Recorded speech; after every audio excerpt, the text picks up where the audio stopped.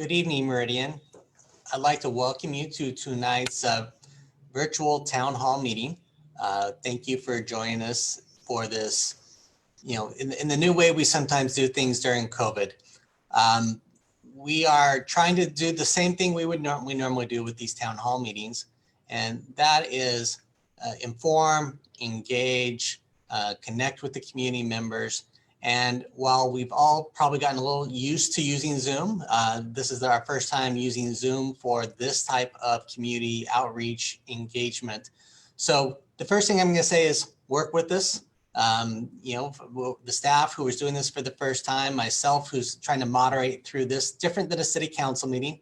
It is all virtual as compared to having some people in front of you and some people coming in through the online system. So it is a work in progress. Some things will take a little time to transition, but we hope to provide some good information to you this evening, get some feedback from you about some things that we are working on, and have some sort of engagement and interaction with you tonight.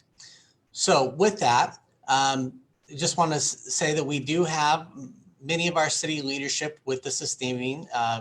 Here in the town hall, we have our city council members, which that are in the call, as well as many of our department directors or some of their senior leadership if they're not able to do it. So we have decision makers that can be here to help answer questions should they come up through this engaging evening. Want to take just to do some real quick housekeeping measures. Firstly, in case you didn't know, there's a frost warning this evening. So if you are have your tomatoes still out there, just be prepared. Make sure to get things covered tonight before that frost hits in the next couple days. The other thing, though, that's really about how we're going to proceed is what we want to do is use the Q&A feature for those of you who are logged on into the system.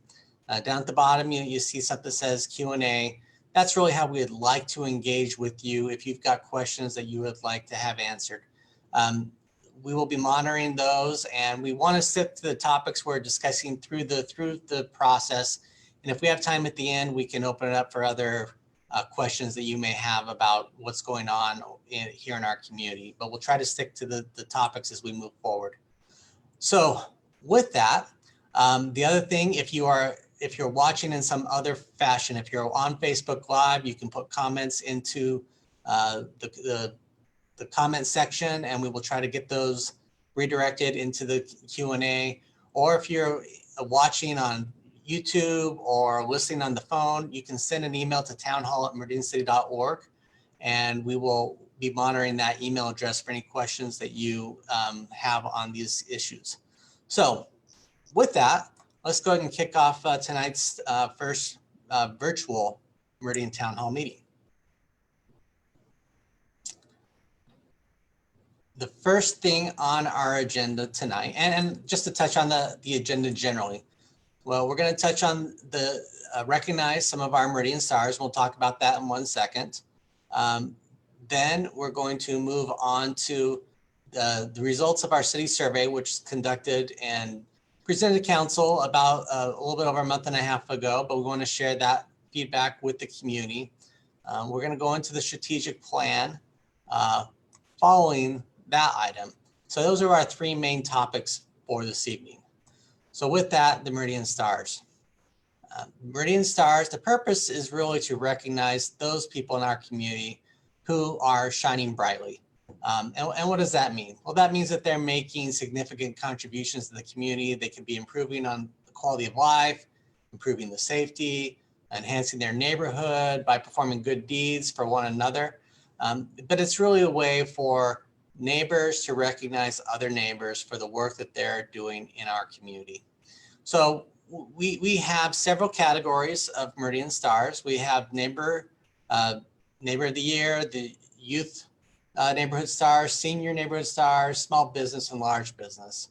We reached out to the community and we asked them to nominate people for these awards.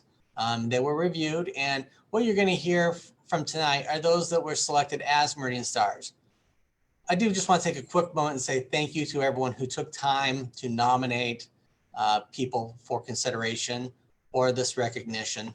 And hopefully you'll when you hear about these people, that you'll also agree that these are some great people who are doing great things in our community. And from some of them who can be with us tonight, we're going to hear in their own words about maybe why they do what they do and what they love about Meridian. So with that, we're just going to go dive right in. Our first category that we're going to speak to is the Neighbor of the Year. And with that, I'm going to turn this over to Councilwoman Liz Schrader, and she is going to speak about our Neighbor of the Year, and then we'll invite each person who's with us tonight to say a few words following their recognition. So, Councilwoman Schrader. Thank you so much, Mayor Simison. And I'm so pleased to present this year's Meridian Stars Award for Neighbor of the Year. You know those neighbors that you just can't seem to live without? Well, the first recipient of the Meridian Stars Awards exemplifies that mindset. Paula Harlow was nominated by her neighbor and friend, Erin Fox, for being a person who shines bright not only in Erin's life, but the rest of her community around her. Some of the things that Paula does within her neighborhood are making sure to have a positive impact on the youth around her by giving out prizes and candy.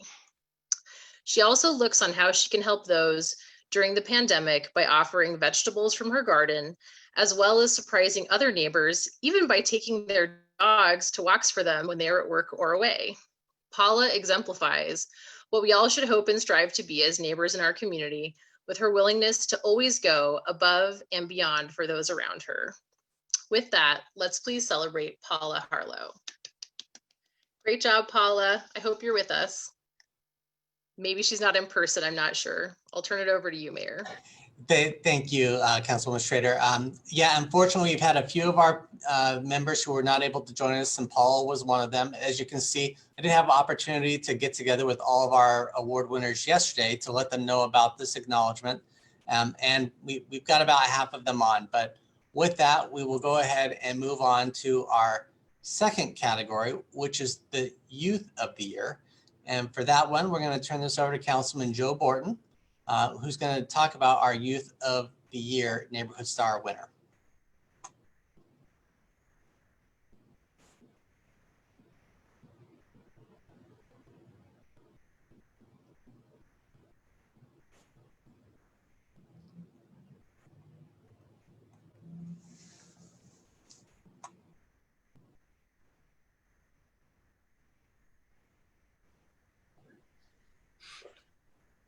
Thank you, Mayor.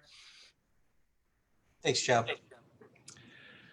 So I appreciate the opportunity to announce the Youth of the Year with our Meridian Stars Award. This award winner was nominated by Sophie and Chloe Robbins, and it's an excellent recipient, well-deserved, and it's Hannah Chow.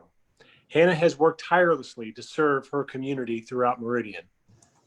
For the last 4 years, she's lobbied to pass legislation with the Meridian Mayor's Youth Advisory Council, volunteered for our community, and has brought her best for Meridian every single day. Hannah is an exemplary student and one of the hardest workers in not only her classes, but in all of the Meridian community events that she volunteers for. She always follows through on her commitments, which often involves serving the people of Meridian day in and day out. Hannah recently has become the chair of the Mayor's Youth Advisory Council here in Meridian, and I can't tell you enough how much we appreciate her taking the leadership to fill that position. Hannah's knowledge of the community and passion for leadership and her love of helping others has created a difference for those around her. She's inspired the youth that work with her to get more involved in their community. Hannah's impacted our community through passing the allowance of teen organ donation legislation. She's organized and facilitated Meridian City events such as Trunk or Treat, and she is a core member and has been for a number of years of MIAC.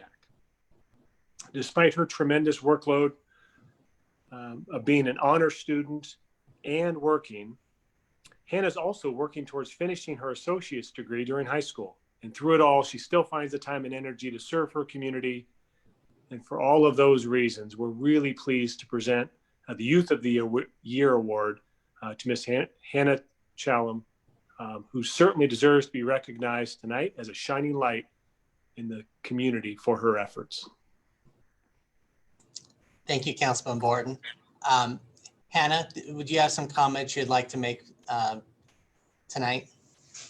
Thank you so much, Mayor Simison, and thank you so much, Councilman Borton. I'm very, very pleased to be able to receive this award, and I just wanted to say thank you to those who nominated me. Meridian has been my home ever since, I was born, and being able to help the community has been so, so gratifying. The people here are so kind, so accepting, and it's why I do what I do. I love Meridian as a whole.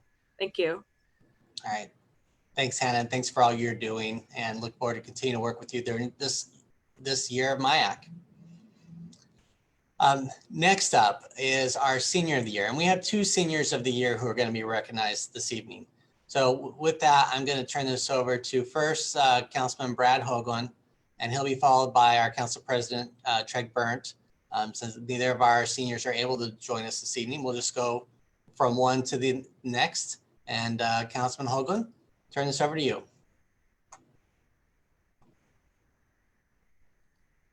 Can you hear me okay? Yes, we can. Great. Thanks for the introduction, Mayor. Yes, it is my privilege to introduce one of the Seniors of the Year recipients. Her name is Eva Bailey. And Eva, if you've ever been to City Hall on a Friday morning, she is the volunteer that sits at the front desk. And she will bring a smile to your face when you meet her. And she'd certainly be there now if we would let her, but these aren't normal times, as we all know. She has a larger than life personality, and folks are always excited to chat with her when they meet with Eva. Eva also volunteers to provide tours in City Hall to 3rd grade classes, and she goes above and beyond to make this a great experience for these students. She dresses in costume that she has created herself, and she really gets into character to keep the students engaged and learning all about City Hall and Meridian. And we also know that Eva has volunteers in the mayor's office. She provides relief to the staff, helping answer the phone and doing some other things. And in addition, she helps the Park and Recreation Department with Christmas activities, including the parade, Santa letters, shopping, and gift wrapping for kids in need. And for Eva, it really is more than just going somewhere to kill some time. She does put her heart and soul into leading the 3rd grade classes, putting smiles on people's faces when they come into City Hall, and ultimately serving and being a star in our community. So congratulations to Eva Bailey on the Senior of the Year recognition. Agreed. Thank you, Councilman Hoagland. Council President Burr.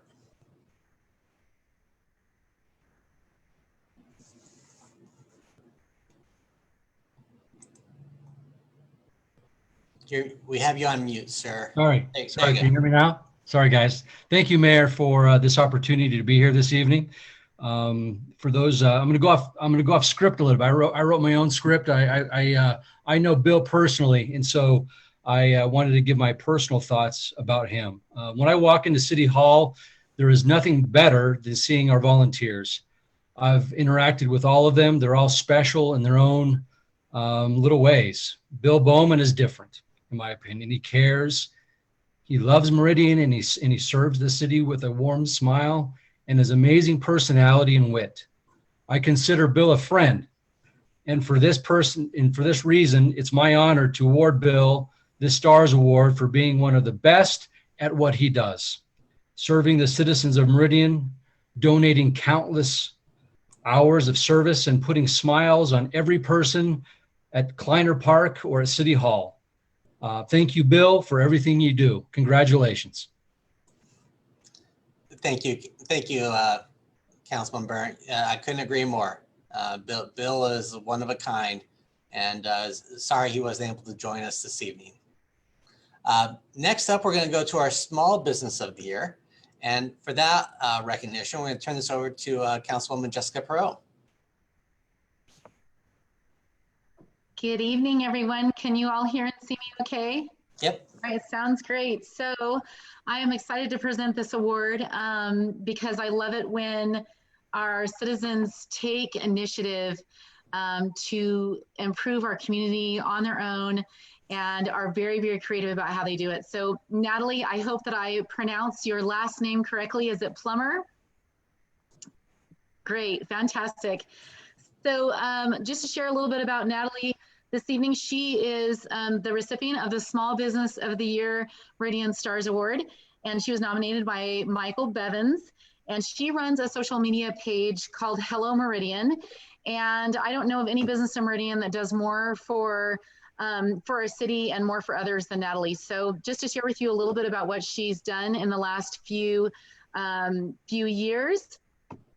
During COVID, just most recently, she's been instrumental in doing everything she can to help businesses stay open and make it through just this really difficult time, and has put in countless hours with no pay as a service to keep our businesses open in Meridian. She also, through her social media efforts, fantastic efforts with Hello Meridian, promotes other businesses and organizations in the community and promotes Meridian as the best city in which to live. She has worked to get the Meridian police masks when needed and has helped to slow the virus through that effort. Also, when she heard that the food bank was getting low on supplies, she organized a Treasure Valley-wide food drive that brought more in one day than they have had from other large organized events. So thank you so much for that, Natalie. That's really fantastic. Hello Meridian has made it their goal and Natalie's goal to preserve, maintain, and improve the quality of life and safety in our neighborhoods, as well as in the broader Meridian community. And that is why we are presenting this award to Natalie as Small Business of the Year Award winner. Thank you very much. And Natalie, we appreciate everything you do. I'd love to hear about why you do the things you do. Great. Can you hear me? Yep. Well, that was very nice. Thank you so much. Well, a long time ago, I read something somewhere that said, if you really want to be happy, you need to have a regular exercise routine and you need to be very involved in your community. And I don't know why, but that really stuck with me. So when I realized, as I worked in social media, that Meridian didn't have a community page on social media, I realized that that could be something that could be very beneficial. And as it moved forward, I realized that really there was a need for that kind of community effort to kind of pull people together. And this last year, things have kind of changed a little bit, and it's been a little more focused on businesses and keeping businesses going. We've done some community over Corona things to kind of keep positivity. And the thing is while that was amazing, to see happen, it was so much for me as well. I needed something positive during this time. So being able to reach out to my community and fill their efforts back and us moving together just gave me such a respite from all of the storms that we've kind of been dealing with. So it's been such a blessing to be able to be part of that kind of community effort. Well, again, thank you, Natalie, for all you do. You are a great partner for so many in the city. And it is a pleasure to have you on our team. Thank you so much. All right. Have a good evening. Last but not least, I'm going to turn this over to Councilman Luke Kavanagh, and he's going to do the final Meridian Star Award for our Large Business of the Year. Councilman Kavanagh. Hey, thank you, Mr. Mayor. And before I jump in, since I get to be the last one to present the award, I just wanted to thank you and your staff for continuing this tradition. If there's one thing that the Meridian Stars Awards does year after year, is not only creates great opportunities to celebrate our community, but it's highlighting those individuals that don't just choose to make Meridian that great place to be home. They're actively contributing to keeping Meridian that great place to be, to call home. So thanks for continuing this. Great work on your staff and moving the parts and pieces in a digital world. It's really making this event great. With that, I am really excited to be able to present the award for Large Business of the Year. And a thanks to Neil Elliott for the nomination. I love this business. This is a great business that's located in South Meridian and has done a lot to keep Meridian this great place to call home year after year. Western States Cats, as many of you know, has always been a staple of our community, and they give to a ton of nonprofits in the area. Some of the major contributions that they make are to the Ronald McDonald House, and has kind of been an ongoing trend with some of our award winners, actively involved in the Idaho and the Meridian Food Bank, which is really, really important, especially in these challenging times. Specifically during the pandemic, they've made it a goal and a major effort to increase the amount of volunteerism that their employees are doing in the community with those specific agencies. And they've been offered and allowing their employees to actually volunteer during their regular work hours, really trying to raise the bar in everything they do. During the pandemic, they made it a necessity to not only provide to those who are less fortunate with partnering with the Ronald McDonald House and the various food banks, but also encouraging their employees to continue to be an example in our communities. For these reasons, and many, many more, it's also my 4-year-old's favorite business in all of Meridian. Western States Cats is a fantastic choice for Large Business of the Year for what they've done and what we all know they'll continue to do. So kudos to Western States Cats and congratulations on this great award. Couldn't agree more. And joining us from Western States Cat this evening is Kelly Olson. Kelly, would love to hear about why Western States Cat is so active and involved in Meridian. No, absolutely. Thank you, Mayor Simison and Councilman Kavanagh. That was a very generous compliment for Western States Caterpillar. We've been a business, and our headquarters has been in Meridian since the mid-'80s. We started with less than 100 employees, and we've grown that here in the Meridian area to over 350 employees. So today, and that's it's pretty phenomenal to be part of a community like Meridian, being part of a community that recognizes the good deeds that everyone does, like you are tonight. That is phenomenal. Western States, our purpose as part of our strategy is to build our communities for a better tomorrow. That's very important in everything we do and how we serve our clients and how we serve our communities. So we make a very conscious effort to give back, and not only just in time, money, and resources, but the actions and the representations that we take in our communities. And couldn't be prouder of the 350 employees at Western States. I accept the award on their behalf. They are the ones that do all the work and making sure that we're representing Meridian proudly. So again, I appreciate the recognition, and thank you very much, Mayor and Councilman Kavanagh. Appreciate that. Well, thank you, Kelly, and give our best to the entire team. We appreciate all you guys do for our community and the Treasure Valley at large. Absolutely, thank you. Thank you. So thank you to council for helping us get through those this evening. And I want to thank all the people that took the time to nominate those winners, as well as many others here in our community who are, quite frankly, they're all deserving. They all have a special connection and give back to our community. So the people that nominate them, our award winners, the other nominees, we encourage you to keep doing what you're doing, because you are what makes Meridian special. And we look forward to seeing, hopefully, maybe some of these others as our Meridian Star Award winners for next year. So thank you very much. Okay, so moving on, we are going to move on to our next two items, and they are somewhat tied together. And we'll kind of explain how as we move through this. But next item we're going to talk about is our city survey. So we've done city surveys every 3 years here in our city. And it really gives us the ability to do a pulse check on the community, to see how our services are, what the residents think about our services. Sometimes we'll ask a few other questions to get a feel for where the community is on some issues. But this is a statistically significant, it's a validated survey. It's done by a third party. They identify the people who are going to take this by trying to get a cross section from areas of the city. They try to look for people within the balanced age brackets, gender percentages that are equal. And so this year we had over 700 responses, which gave us a 95% confidence rate for this survey. But it's really a critical feedback instrument to gauge on how we're doing as a city and maybe where we should be focusing some of our resources. You know, I think if you look back to one of the earliest surveys, we heard from the community about the lack of parks in the South Meridian. That I think was a really driving factor, and you can probably talk to some of our council members who were on the council and around back then, but for Discovery Park being moved forward there in Meridian. So we take this information seriously, and we find ways to integrate it into what the city is doing. So I'm going to turn this over to David Miles, my chief of staff. He's the staff member that helped run the survey this year, and he's going to kind of walk us through some of the survey results we received. Just want to remind those that maybe you're just getting on the call, but if you have any questions about the city survey, go ahead and drop them into the Q&A function, and we'll integrate those at the appropriate time.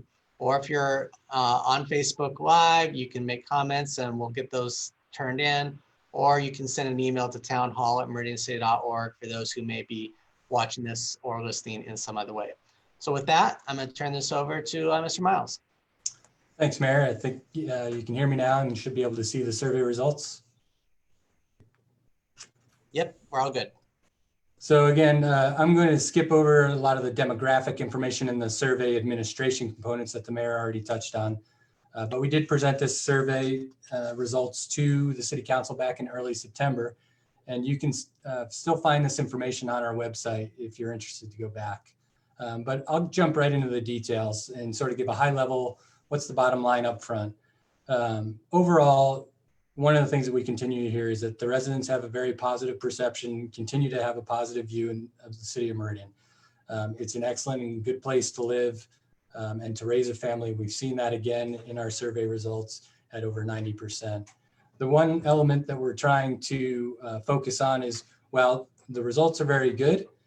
We always look for opportunities. And one thing that we did notice is that there was a drop in percentage rating of those that said the city's headed in the right direction. Not that the city's headed in the wrong direction, but there's a drop, and we're cognizant to that drop and ask the questions, why do we think that's occurring? What's going on? And we'll get into that in a little bit as we go through these results. Again, as we've seen in past years, the results have indicated that the citizens of Meridian feel that Meridian is doing and providing services at a much higher rate than other communities. We looked both nationally and regionally and see that trend pull through again. And over the next 3 years, we asked what are the top priorities. You can see there at the bottom of the screen.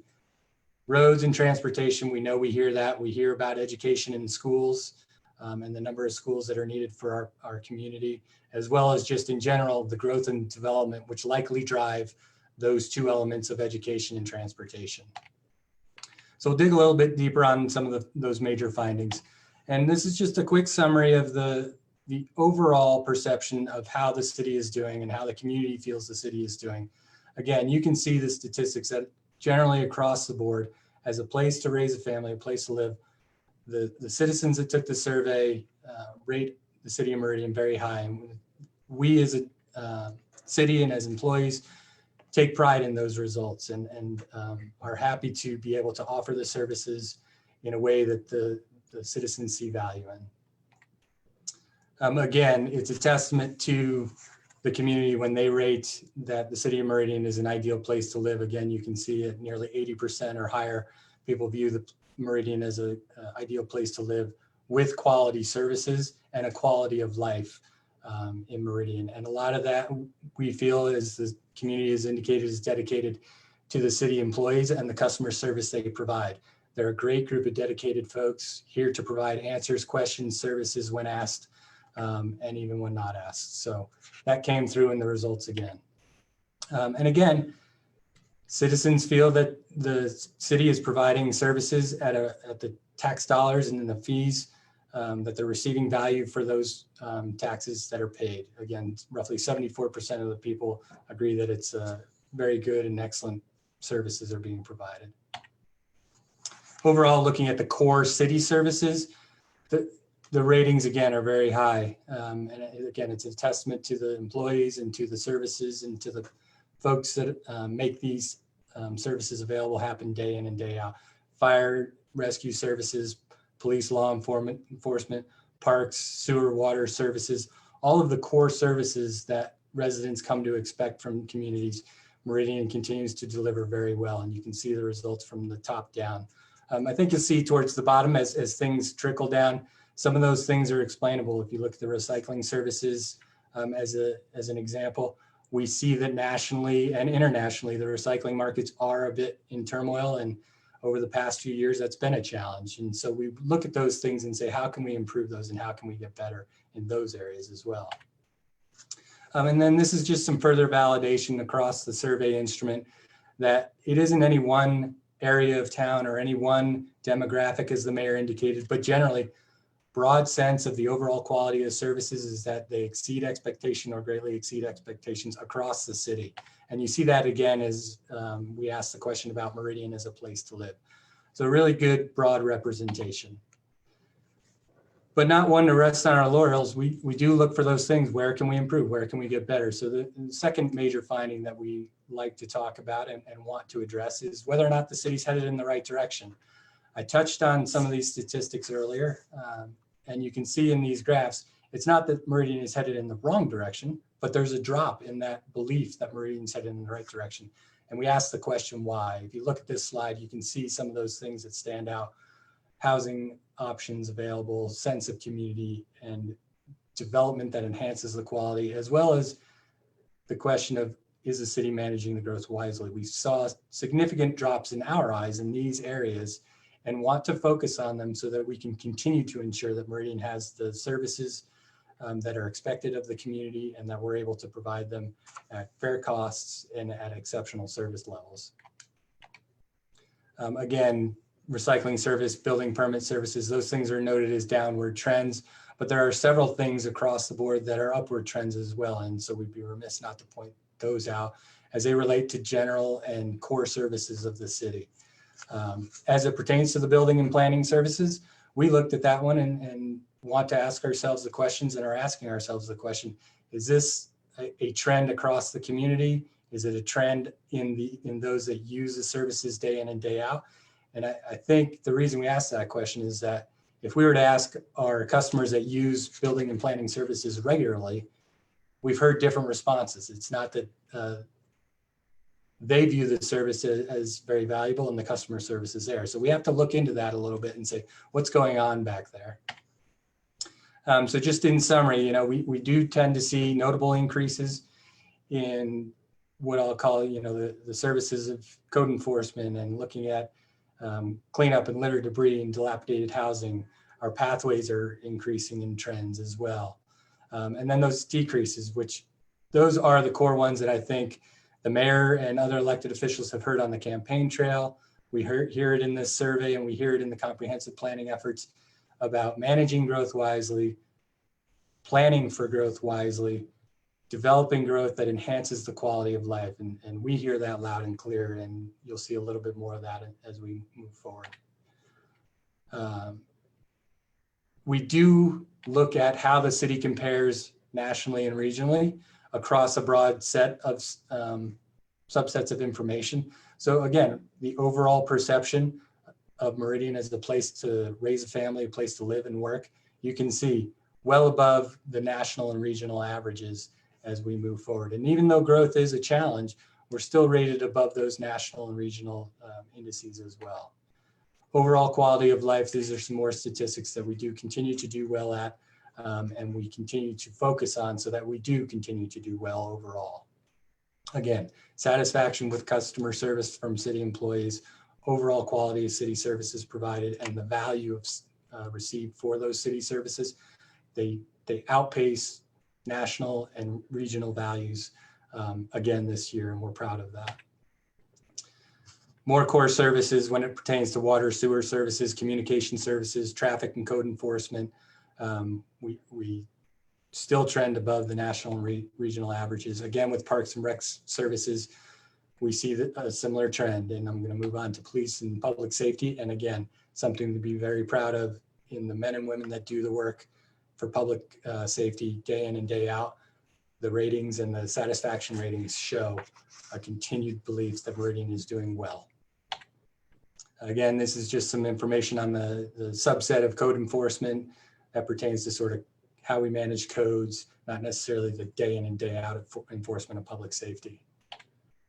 And then our communication services, this is important, and particularly as we're talking to you all tonight from a virtual town hall. How do we take this information and move into the future? What are the next best things for the community in terms of feedback and communication? How do we engage the community and the citizens for public involvement in the decision-making process?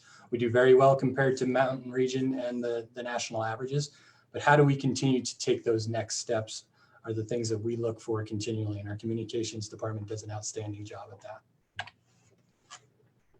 So with all of that, and I mentioned the challenges that we see, you know, is the city headed in the right direction? What are the top priorities? And again, I don't think these are any surprise to those on the call or the community in general, or frankly, the elected officials, but we hear this information regularly about solving the roads traffic transportation problem, looking at growth and development and understanding and planning and how we can do that most effectively, and the education and school challenges that come along with that growth and development. We recognize that, and far and above any of the other issues that we asked about, those three things stand out.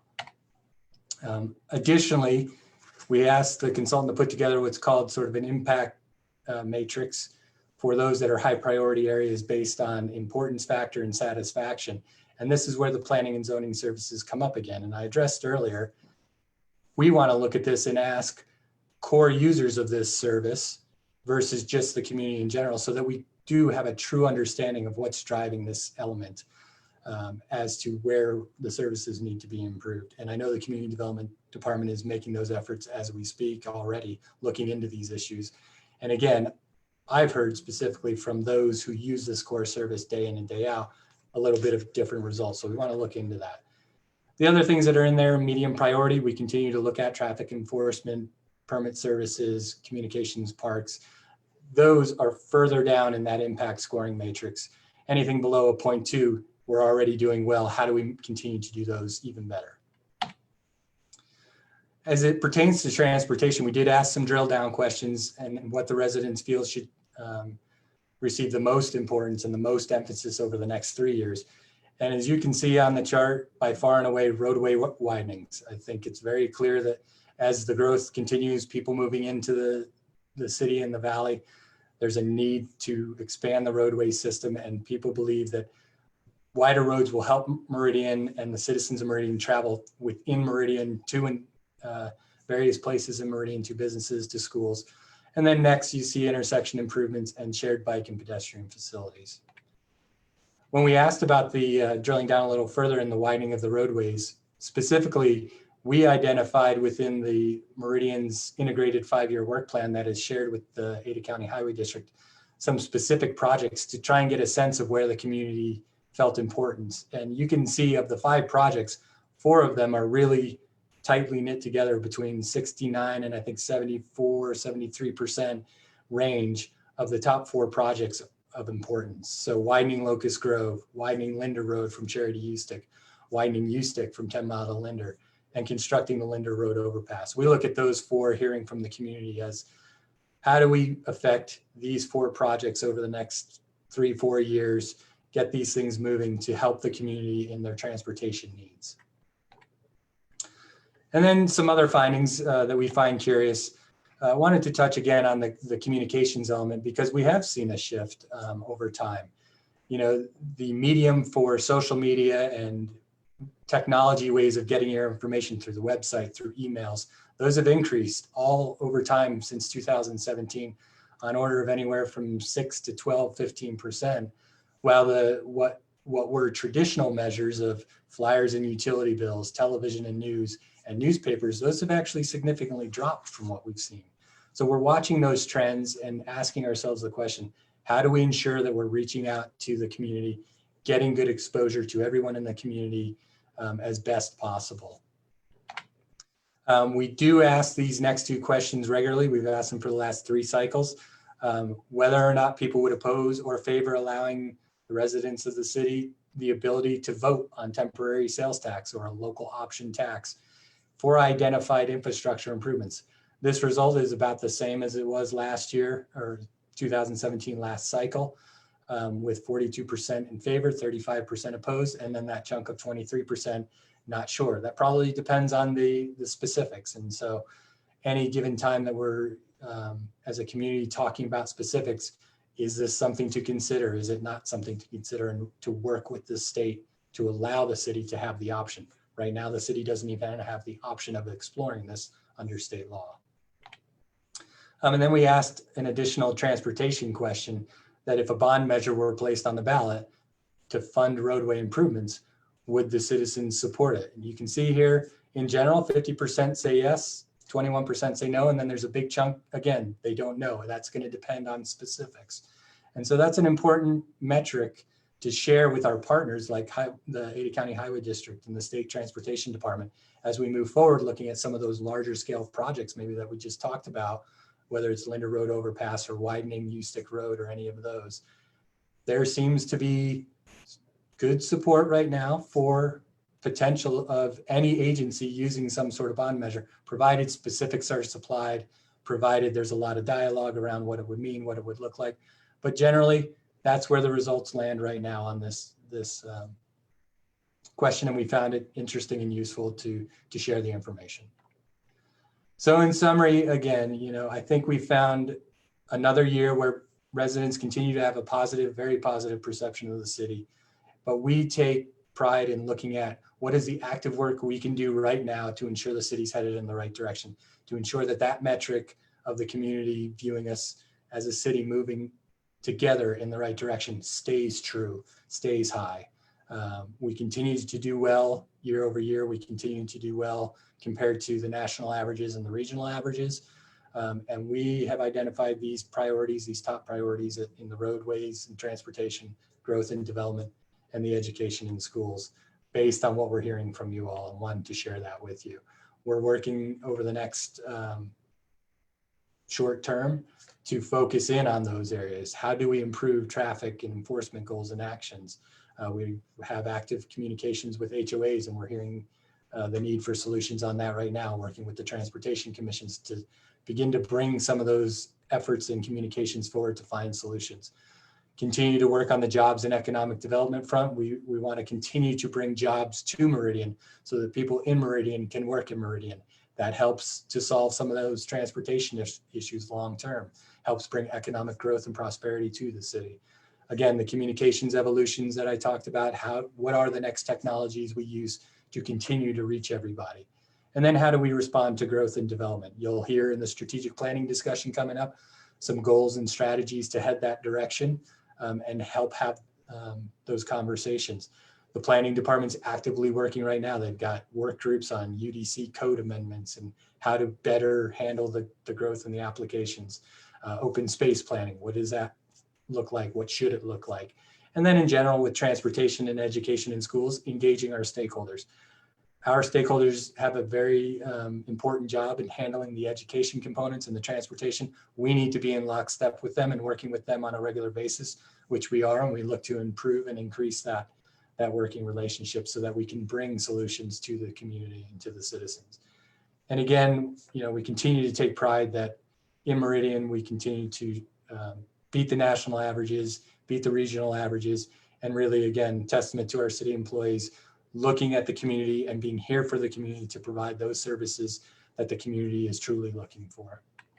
With that, Mayor, that's all I have. So I'm happy to leave this up and take any questions or anything that you've got that you want to bring up.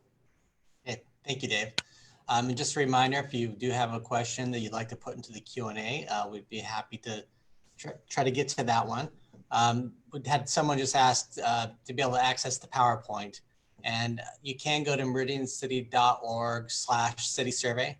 And there you can access this PowerPoint as well as the full results of this survey, as well as previous surveys if people would like to take a look from that standpoint. So that's again, meridiancity.org/city survey will get you to that information.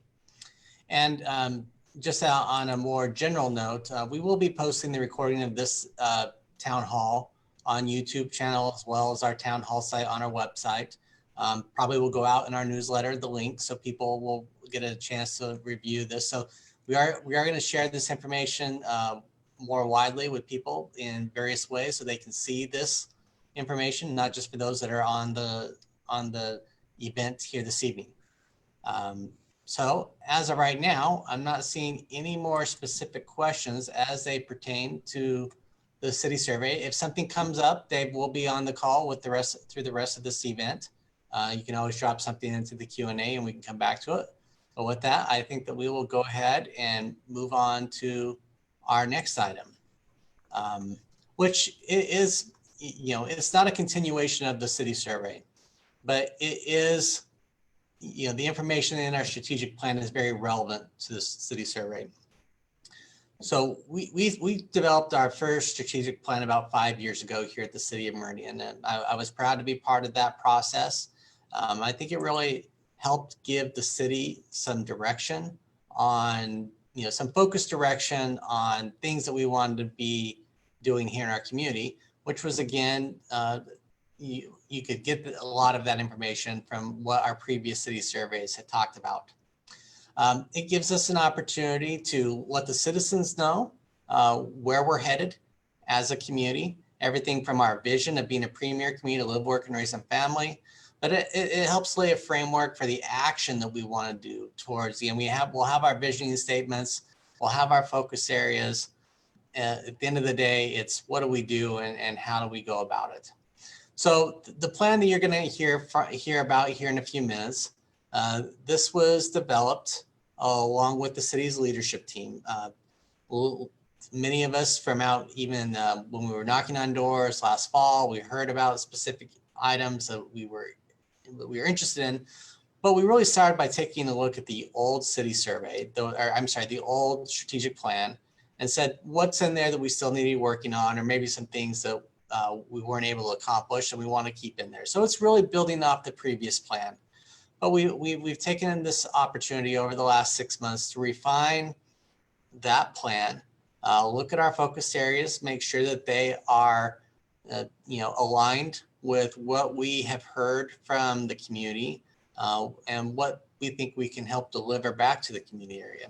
So we've gone from 5 focus areas to 6, and we've done a little bit of realignment, but we have the focus areas that we're again to hear about are responsible growth, transportation and infrastructure, business and economic vitality, public health and safety, vibrant sustainable community, and government excellence.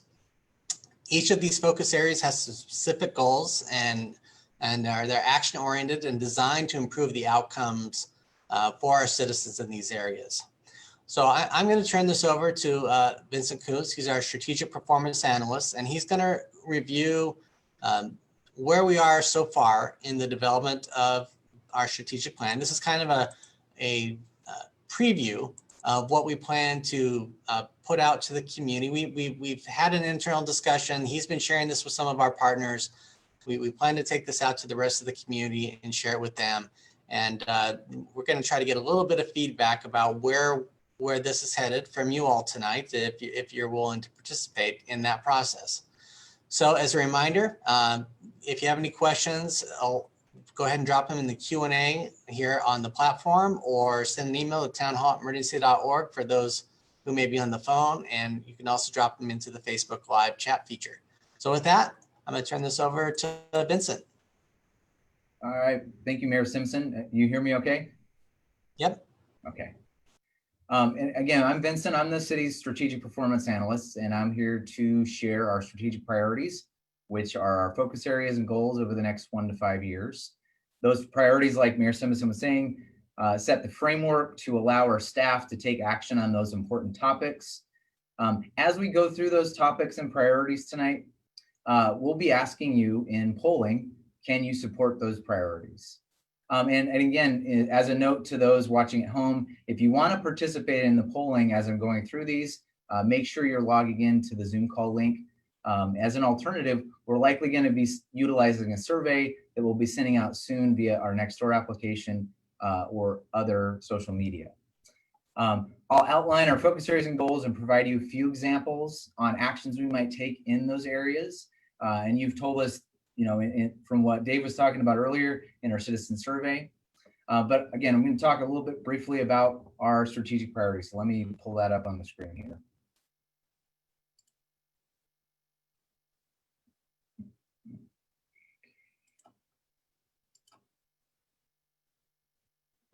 So our strategic priorities start with our vision. And our vision, as Rob was saying, is a premier community to live, work, and raise a family. And that requires a lot of bold action to achieve those results. The mission is how we do business. It's basically the MO on how we're going to be a vibrant, livable, and connected community. Responsible growth. As you saw in the citizen survey, I think the secret's out that we're a great place to live and raise a family, but that comes with challenges of growth and an evolving community. We heard from our comprehensive plan and the citizen survey that many of you had concerns about growth and development, managing growth wisely, and then the quality and variety of housing. So this focus area specifically talks about infill development. And infill can mean a few different things, but primarily what it talks about is connections to existing developments, reducing some of the sprawl that we have, and working with our partners in ACHD and West Ada to ensure responsible growth in the future. And also, connecting with our developers to make sure that we're growing in those key areas. And it's also about encouraging affordable, diverse, and quality communities. And we'll touch more on that in our strategic goals.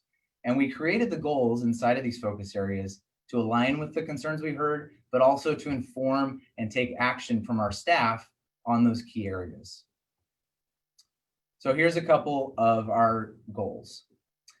We have responsible growth, and the first two are about prioritizing growth. Prioritizing growth in maybe the northwest and southeast areas in Meridian, where we have resources and infrastructure in place. It's coordinating with West Ada School District and ACHD to make sure we're not overly burdening our schools with new housing or agreements are in place to develop in an orderly fashion. Making sure that our public safety, public works, and partners are not stretched too thin as we grow, and really maturing and right-sizing our growth as we move through this stage in our development. It's also about executing the goals and the priorities in our comprehensive plan. In 2019, we spent a great deal of time surveying the community and getting feedback on those. And so we wanted to make sure in our strategic plan that we highlighted many of the important goals in the comprehensive plan to ensure that orderly development.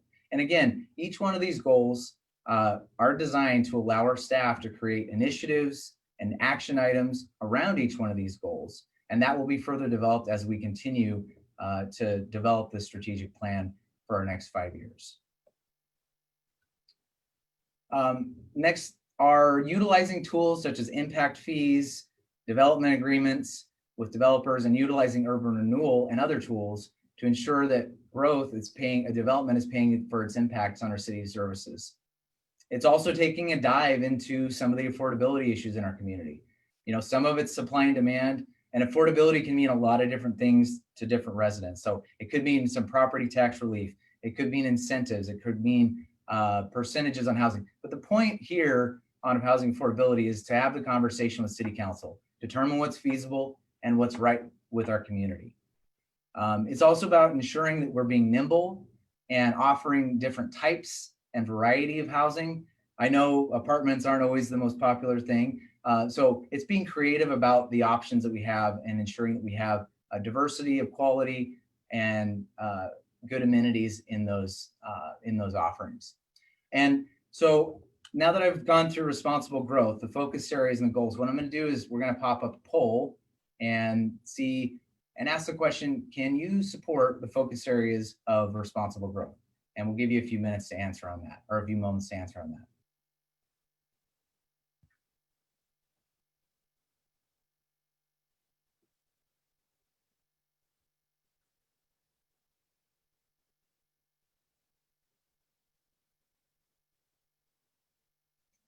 Okay, give a couple more seconds.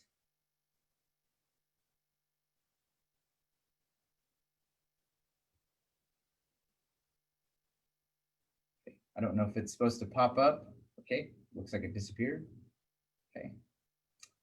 All right, looks like we got some good support for those goals. Glad to see that. Again, we'll have an opportunity in the Q&A as well as future feedback on the strategic plan to talk more about that in the future. So move on to the next focus area.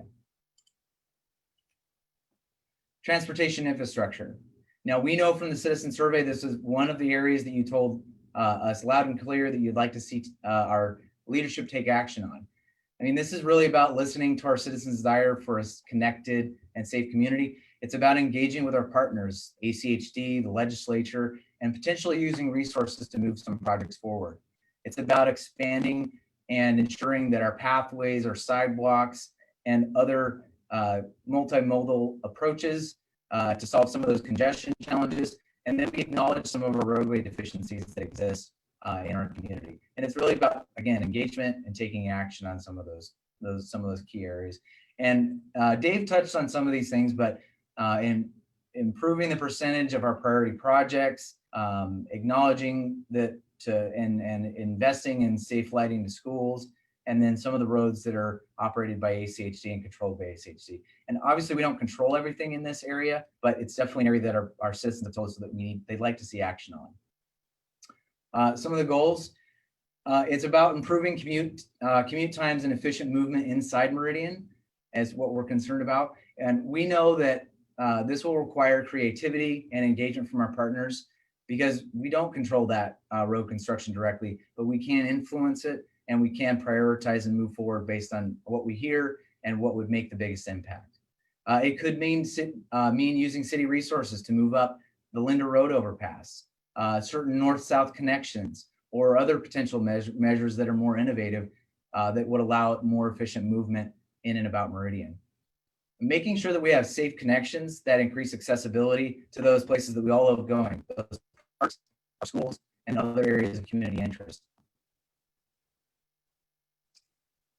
The next one's about improving our pathway network, investment, and conversations with like the irrigation districts to make sure that connections and sidewalks are both walkable and bikeable. It's also ensuring safe route to schools and connecting sidewalks to ensure safety and accessibility for our community. And again, like before, I'm going to have a poll pop up here. Can you support the focus areas of transportation and infrastructure and its goals?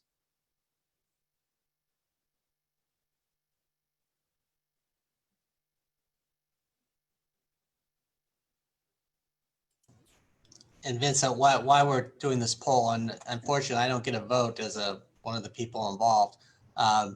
We are getting a few questions in the Q&A. Just if they're not directly related to one of the questions at this point in time, we're just going to let Vincent continue to go, and we will get to them at the end of the presentation. Okay.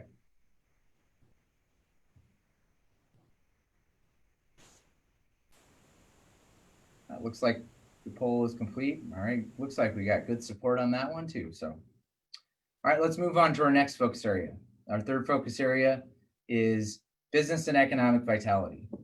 Business and economic vitality focuses on revitalizing our downtown, growing in areas that are designed to support business expansion, continue our growth and attraction of businesses in our 10-mile district and other core areas to promote economic vitality in the city, and then targeting certain industries based on our industry analysis that we did as part of the comprehensive plan. There's a lot of key area that's key work that can be done here, and it's really about providing that live, work, and raise a family. Back to that vision, it's that work piece that's really going to make our city that destination. So each one of these goals, again, is designed to allow our staff to create those initiatives around each one of these goals. So the first one's about attracting business, showing the progress and being innovative with the work that we can do in these areas, attracting some of those key industries. It's also looking to increase certain types of jobs, and then trying to get people to live and work in Meridian. And that's a tough thing. We don't control all that, but trying to look for those opportunities to bring those businesses into town, utilizing those tools like our urban renewal areas, the Fields District, 10-mile, and opportunity zones to help build investment into our community. This next one's about primarily focused on our downtown. It's about engaging with our downtown businesses to ensure economic vitality. It's about highlighting and trying to bring in projects like the Old Town Lofts Community Center and the Union District are all highlighting our commitment to revitalizing our downtown area. It's also being mindful of the space and resources we have available, ensuring that we have mixed use, parking friendly developments that will continue to revitalize downtown. And it's also about preparing for the future of our downtown to ensure our business community and partners are not left behind as our main urban renewal district will expire at the end of this strategic plan. So it's really about prepping for our future and ensuring that we have a vibrant downtown that people want to come to, that people want to be in, and really separate us from, we have the village, we have other areas in town, but really making our downtown a destination. So, and again, as before, I'll have a poll pop up here in just a second. Can you support business and economic vitality in the goals?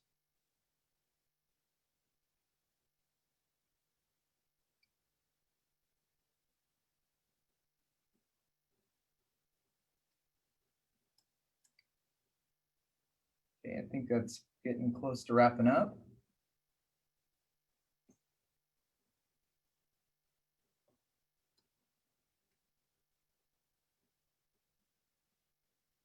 All right, you want to wrap up your answers? Okay, thank you for that. Also, good support on those goals. And again, there's more work that will be done beyond these goals. Again, the strategies and the action items underneath it will help define the work that we do. But it's good to see that we've got good support for these so far. Public health and safety, that's our next one. So this is about maintaining and investing in the great work we're doing in public safety, our public works, police and fire departments. It's about providing time-sensitive services for water, wastewater, and our safety services. It's about evaluating environmental impacts and then utilizing that data to make informed decisions. And then partnering with our health community on accessibility and care for the public's health and safety.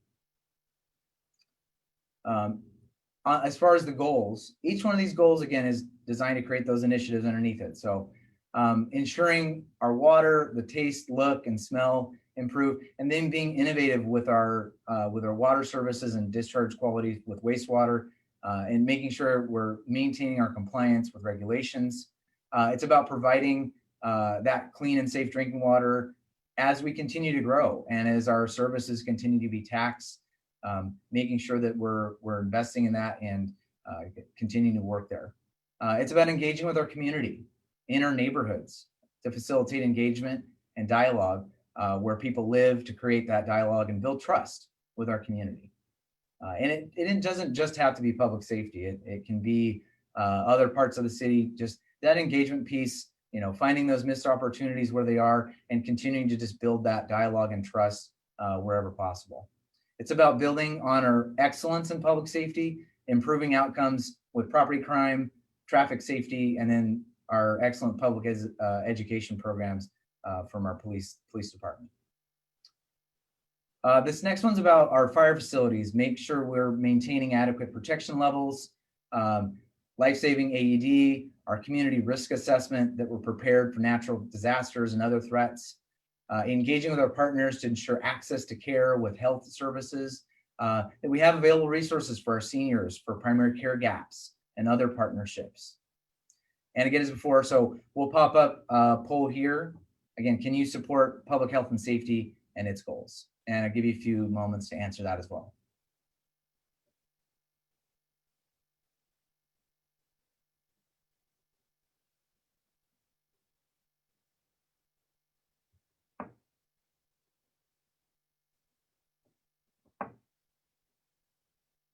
Okay, if you want to wrap up your responses.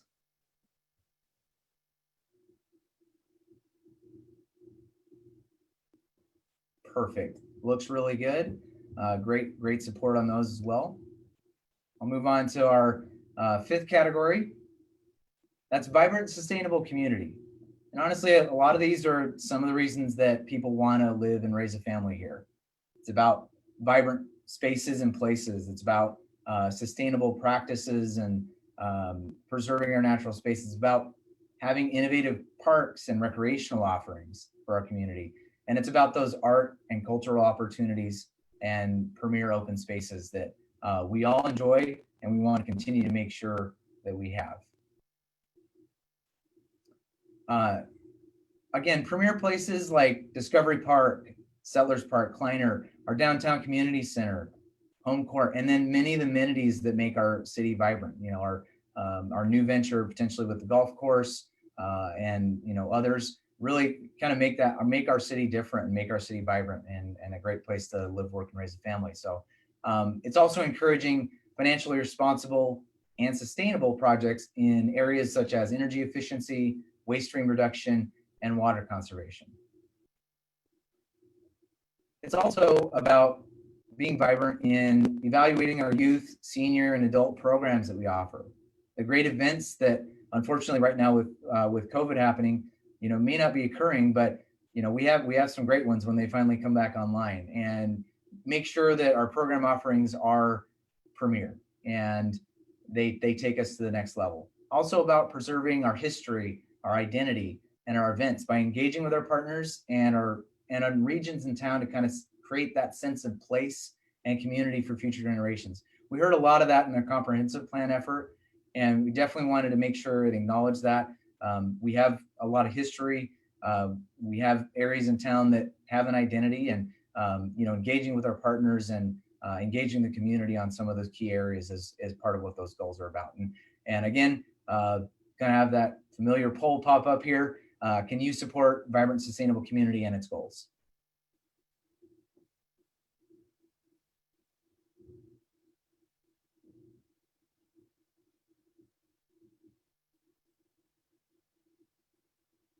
Okay, just give you a few minutes to wrap up the responses on that.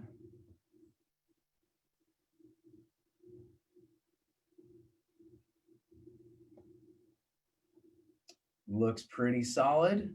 Good support on these. So I'll move on to our final focus area, and that's government excellence. So this is about bringing our internal and external application of government to life.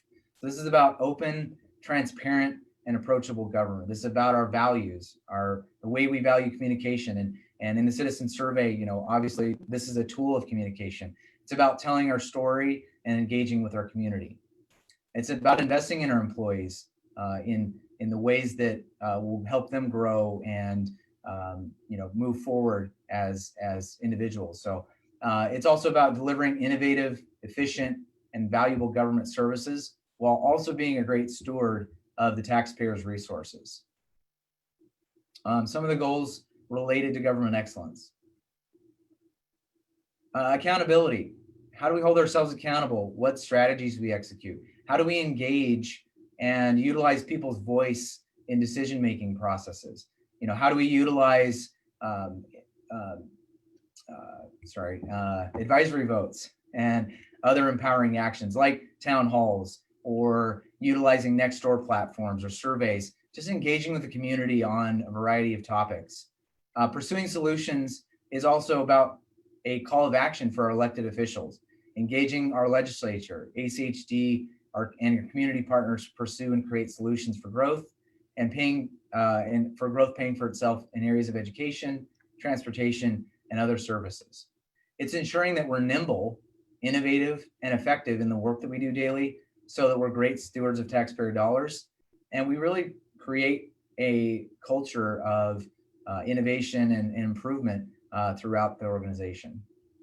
And then finally, it's about providing premier customer service by utilizing data to inform our decision-making.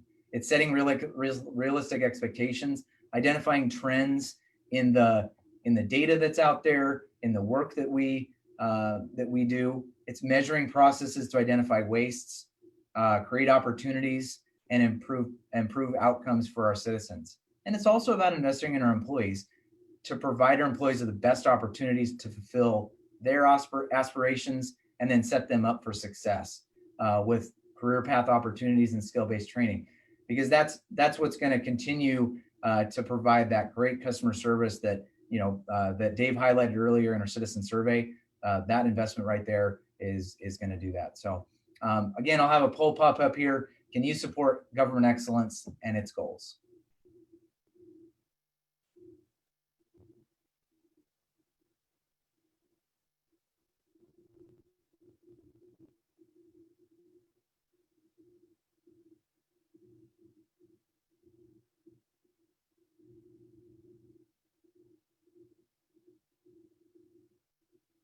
All right, we'll wrap up the responses on that.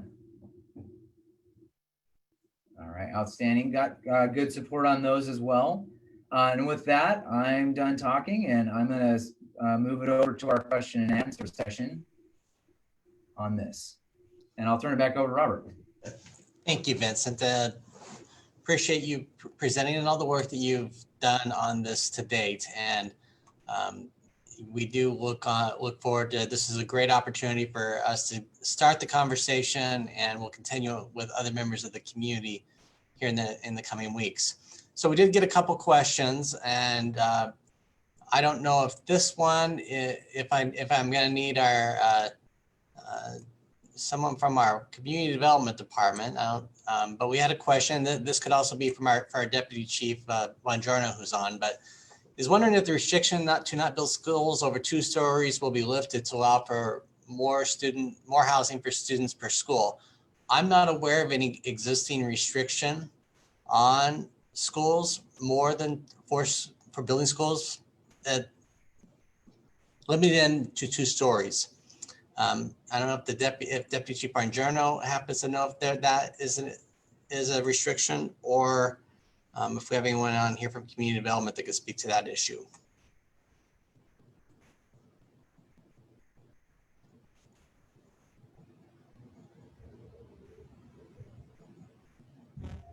Mayor, this is Cameron. I apologize. Would you mind repeating the question again?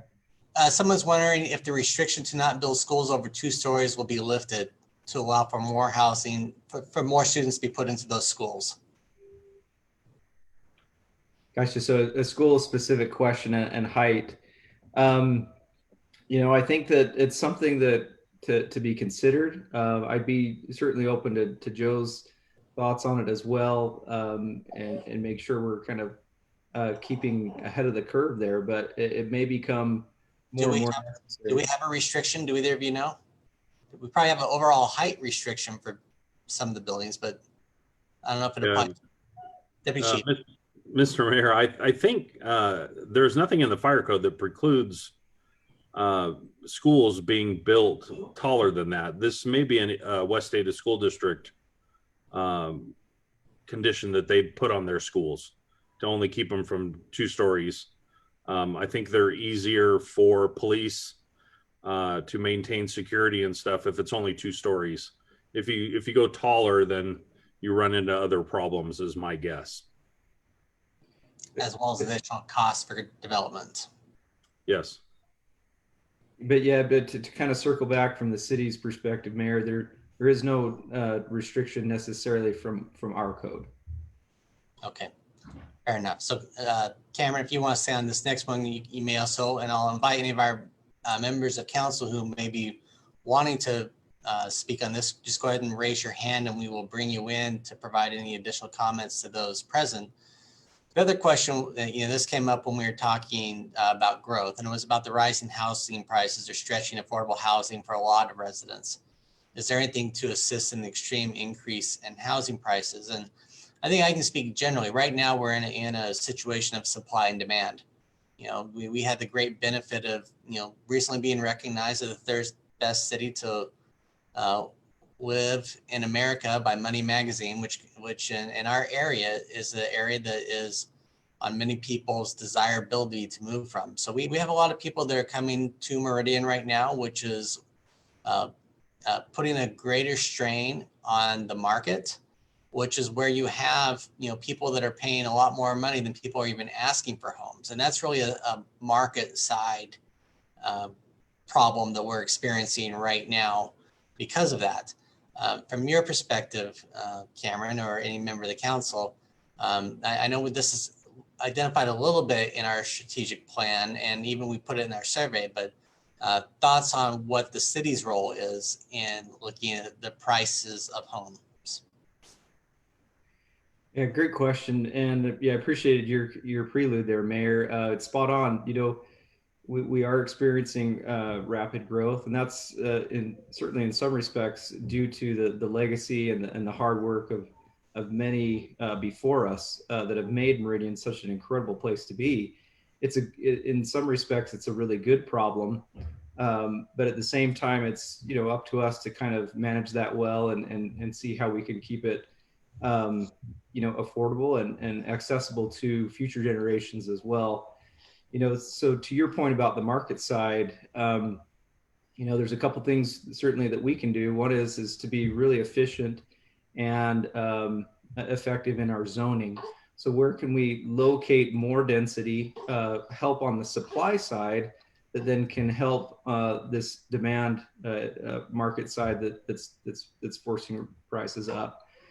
The other is to be really active in our ability to locate residents.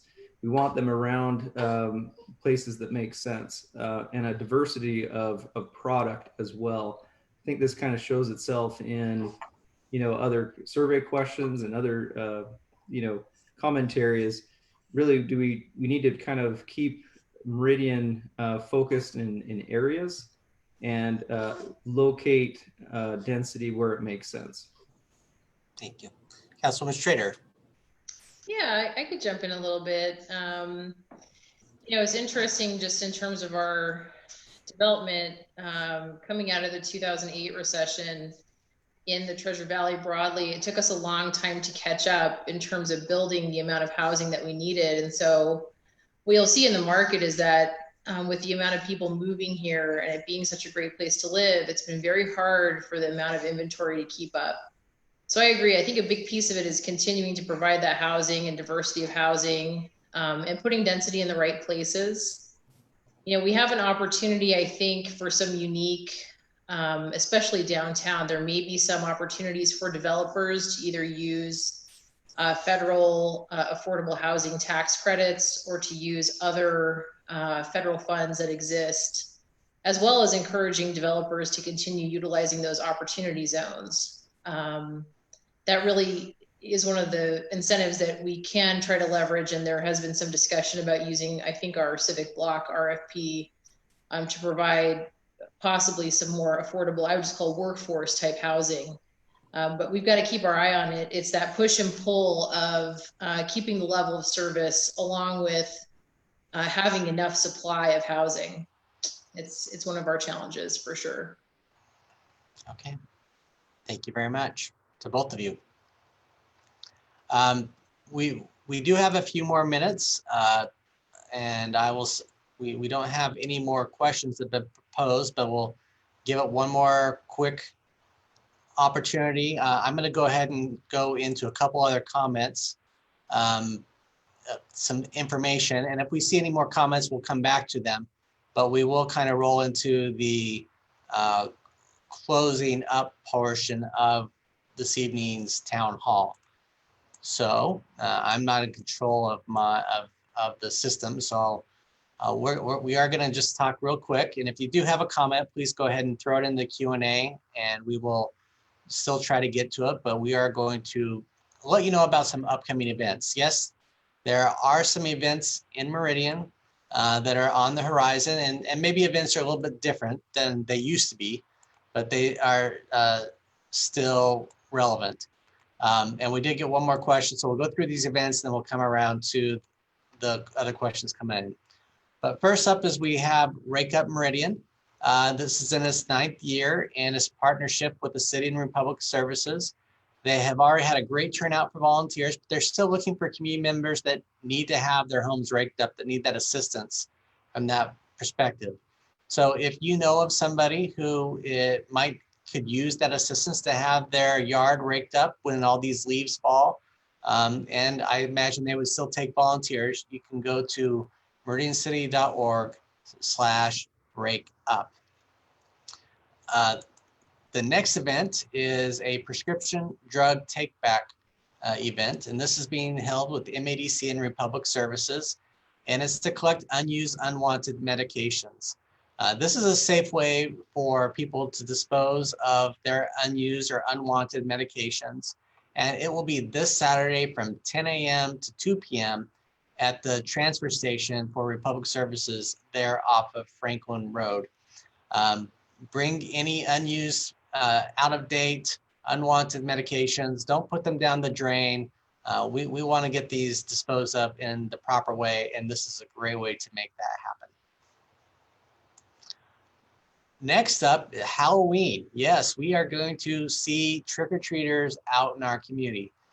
Now, I put out a message to the community that's really, encouraging people, if you're going to participate, to do so safely and responsibly. Be respectful of other people's decisions, whether they want to do that or not. It's really, it is an outdoor distancing activity, but does require, can require interaction with people. And so we want people, if you're going to go out, continue to wear cloth face masks. The masks that you get for your costumes are really not designed to help stop the spread of COVID.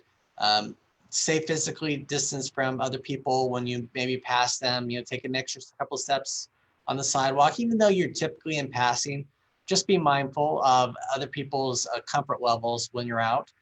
You can stop by the Meridian Police Department and get a wearable light so that the ghosts, the goblins, and everything in between can be lit up safely out when they're walking the streets.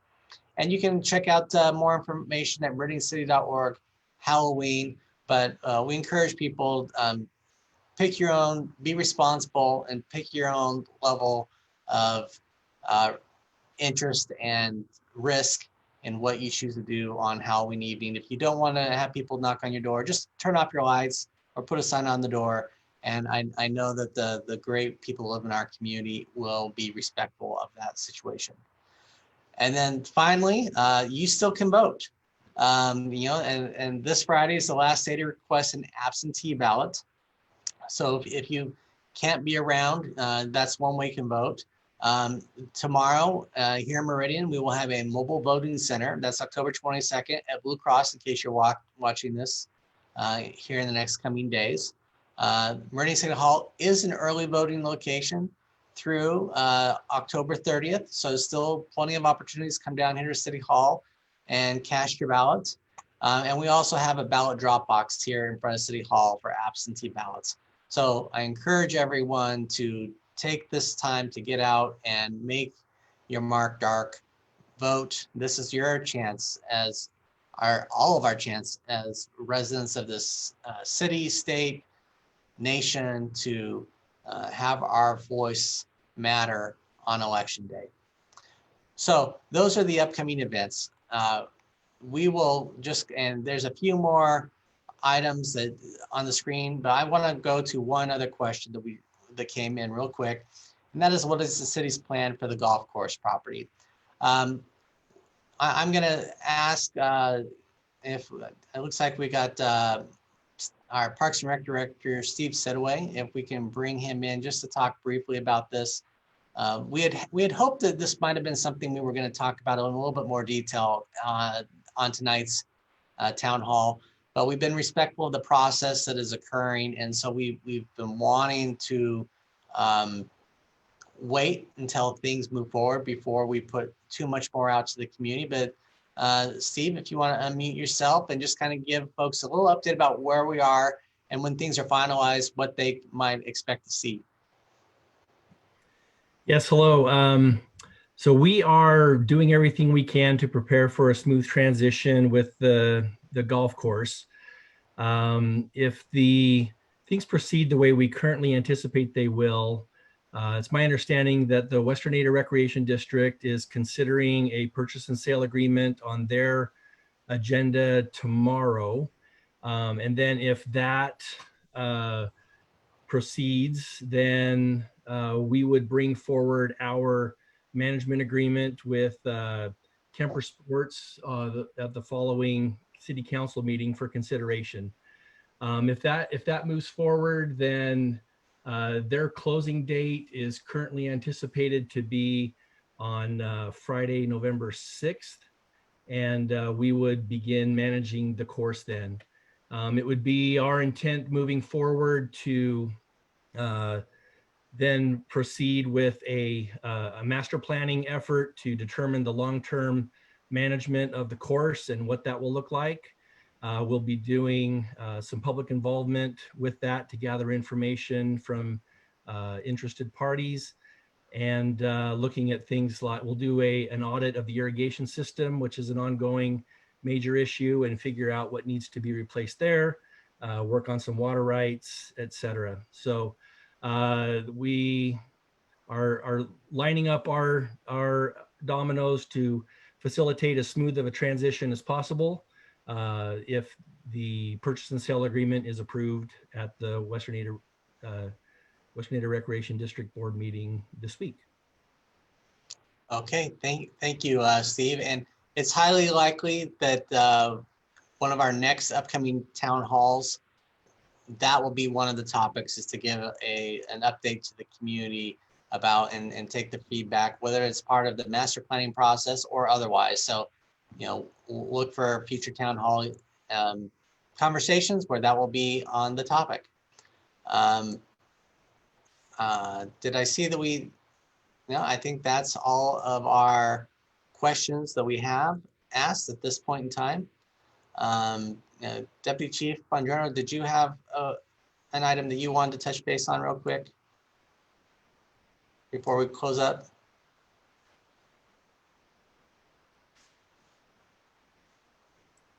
Sure, Mr. Mayor.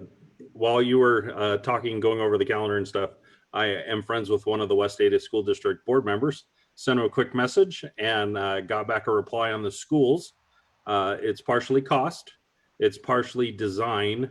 As you know, many of the elementary schools in Meridian are rinse and repeat. Once they find a really good design, they tend to stick with it. And that's why they kind of go with single story and 2-story schools. Okay. Thank you, Sarah. Appreciate that update. So with that, I'm going to say thank you to everyone who joined us this evening.